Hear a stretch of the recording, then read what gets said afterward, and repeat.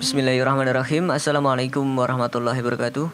Apa yang akan terlintas dalam pikiran orang-orang ketika mendengar peristiwa 911? Lalu agama apa yang selalu dikait-kaitkan dengan teroris? Ya, kebanyakan jawabannya adalah agama Islam. Melekatnya isu teroris dengan agama Islam semakin kuat setelah peristiwa 911. Dan anehnya, Osama bin Laden yang notabene intelijen didikan CIA langsung tampil ke hadapan publik dunia bersama dengan sebuah organisasi yang dinamainya Al-Qaeda segera mengklaim kalau dialah yang bertanggung jawab terhadap serangan dan teror mematikan tersebut. Ini sangat aneh ya. Dan celakanya peristiwa 911 merupakan puncak fitnah terbesar bagi umat Islam di seluruh dunia. Karena Amerika Serikat menuduh secara sepihak bahwa umat Islam sebagai biang teroris. Akhirnya orang-orang barat tidak tahu atau malah tidak mau tahu mana yang cuma jadi kambing hitam dan mana yang kambing beneran. Padahal kan sejarah tidak dimulai pada 11 September 2001. Mungkin ada yang sudah tahu dengan adanya sebuah teori yang dikemukakan oleh Samuel Huntington, di mana dia menyebutkan dalam bukunya yang berjudul The Clash of Civilization atau Benturan Peradaban, bahwa identitas budaya dan agama seseorang akan menjadi sumber konflik utama di dunia ini. Menurutnya, negara-negara barat tidak lagi menjadi kekuatan utama karena telah muncul kekuatan baru yang menandingi barat, yakni peradaban Asia dan peradaban Islam. Islam telah memasuki sebuah fase di mana Islam memiliki kekuatan dalam politik, ekonomi, dan budaya. Hal ini terlihat di beberapa negara yang dalam kebijakannya selalu mempertimbangkan posisi kaum muslimin. Teori benturan peradaban oleh Samuel Huntington masih satu paket dengan tujuan barat guna memperkenalkan agama Islam sebagai musuhnya barat. Dengan lantang, Huntington menyebut peradaban Islam dan barat pada akhirnya akan berbenturan. Peradaban di dunia ini kan silih berganti ya. Menurut Huntington, garis perbatasan antar peradaban selalu diwarnai dengan konflik yang bukan lagi berkepanjangan, melainkan juga berdarah-darah. Tapi apa iya ya, konflik berdarah itu hanya karena peradaban Islam atau karena agama Islam? Dan apa yang terjadi jika Islam itu tidak pernah ada dalam sejarah? Apakah dunia masih sama seperti sekarang? Seorang mantan wakil ketua National Intelligence Council di CIA yang bernama Graham E. Fuller pernah menulis sebuah buku yang cukup kontroversial yang berjudul Apa Jadinya Dunia Tanpa Islam yang telah diterjemahkan ke dalam bahasa Indonesia pada tahun 2010. Dilihat dari kata pengantarnya, dia mengajak kita untuk membayangkan sebuah dunia tanpa agama Islam. Agama Islam yang dimaksud di sini adalah agama yang diperkenalkan oleh Rasulullah Muhammad SAW. Karena buku ini ditujukan untuk pembaca non-muslim yang telah menganggap kalau Islam adalah agama yang lahir belakangan. Ya, kita simak rangkuman dari buku ini. Sebelumnya mohon maaf dulu ya kepada teman-teman kita yang non-muslim yang kebetulan melihat video ini. Kita tidak bermaksud menyinggung. Dan kepada teman-teman muslim sementara kita pakai dulu kacamata dari penulis buku ini.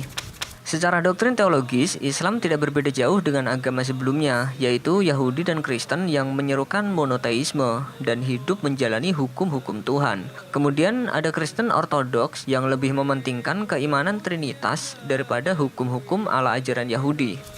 Kaum Yahudi ketika itu tidak bisa menerima ajaran Trinitas dalam Kristen. Sementara banyak suku Arab pra-Islam yang lebih tertarik dengan pemahaman ketuhanan monoteisme Yahudi karena lebih simpel dan mudah dipahami. Kemudian Islam pun lahir dengan konsep yang sempurna, yaitu mementingkan hukum-hukum Tuhan serta mementingkan konsep ketuhanan yang tunggal atau monoteisme. Dari sinilah konflik terjadi ketika para penguasa pada masa itu menggunakan alasan agama untuk membedakan mana yang benar dan mana yang salah, mana yang memang ajaran agama dan mana yang bid'ah. Penguasa Romawi yang menggunakan ajaran Kristen menyebut penganut Yahudi bukan sebagai agama, tetapi sebagai kaum yang menolak ajaran Yesus dan menganggap umat Islam adalah pelaku bid'ah. Mereka juga menyebut Islam dengan nama kafir. Padahal penguasa Romawi itu sebenarnya punya kepentingan politik dan ekonomi. Jadi agama buat kedok aja. Banyak peperangan besar yang terjadi selalu dikaitkan karena urusan agama, terutama dituduhkan untuk agama Islam. Ya seperti yang kita tahu ya, kalau katanya agama Islam itu disebarkan lewat pedang.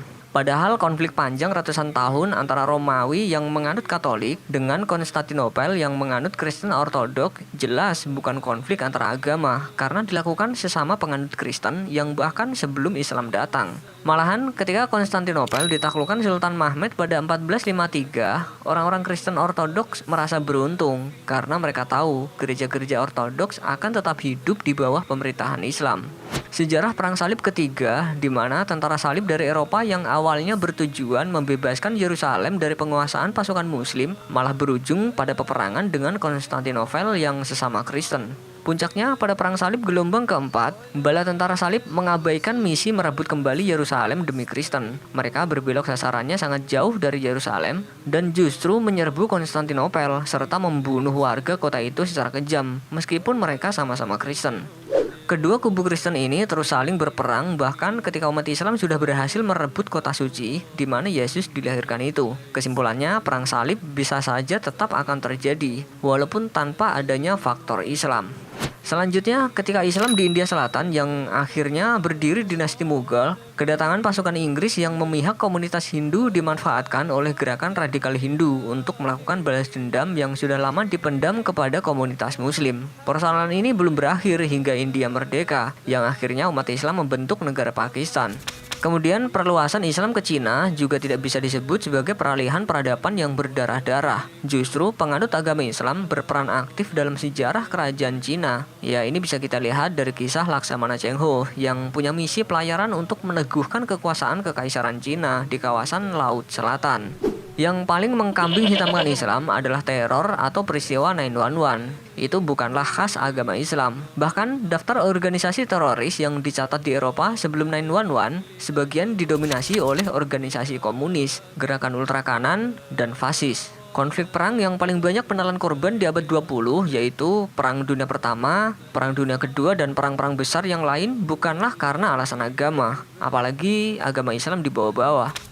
Misalnya seperti diktator Mussolini, perang karena fasis. Adolf Hitler, perang juga karena fasis. Franco, fasis juga. Kemudian Stalin, komunis. Dan Mao Zedong juga komunis. Jadi sebenarnya bukan Islam yang jadi biang kerok atau kambing hitam dari kekacauan dunia ini, tetapi keserakahan manusialah yang menjadi penyebabnya. Tanpa Islam dan bahkan tanpa perang salib sekalipun, Barat tetap akan menyerbu Ortodoks Timur Tengah karena nafsu imperialisnya. Tanpa Islam, gereja Ortodoks akan mendominasi Timur Tengah dan mungkin sampai hari ini tetap berkonflik dengan gereja Roma dan dunia Barat. Tanpa Islam, umat Yahudi akan tetap dipersekusi dimanapun dia berada. Tanpa Islam, semua benua di muka bumi ini akan tetap dikolonialisasi oleh bangsa Barat. Tanpa Islam, masyarakat Asia yang menganut agama Hindu dan Buddha juga akan tetap dijajah oleh mereka. Tanpa Islam, bangsa Afrika yang masih menganut paganisme akan tetap menjadi budak bangsa Eropa. Tanpa Islam, aksi bom bunuh diri akan tetap terjadi karena bukan Muslim yang pertama kali melakukannya. Tanpa Islam pun, perang di masa depan juga mungkin akan terjadi disebabkan karena penemuan teknologi di segala bidang, khususnya di bidang militer. Seperti misalnya yang kita lihat sekarang, konflik Amerika Serikat dengan Korea Utara tidak ada faktor Islam-Islamnya dan juga bukan perang suci agama. Apakah kalau Korea Utara nembakin rudal ke Amerika yang jadi kambing hitam itu agama Islam? Lalu apalagi ya yang tetap terjadi dan yang akan terjadi walaupun dunia tanpa Islam? Coba tulis pendapat kalian di kolom komentar. Wallahu a'lam bishawab. Wassalamualaikum warahmatullahi wabarakatuh. فإن لاقيتني سأذكرنك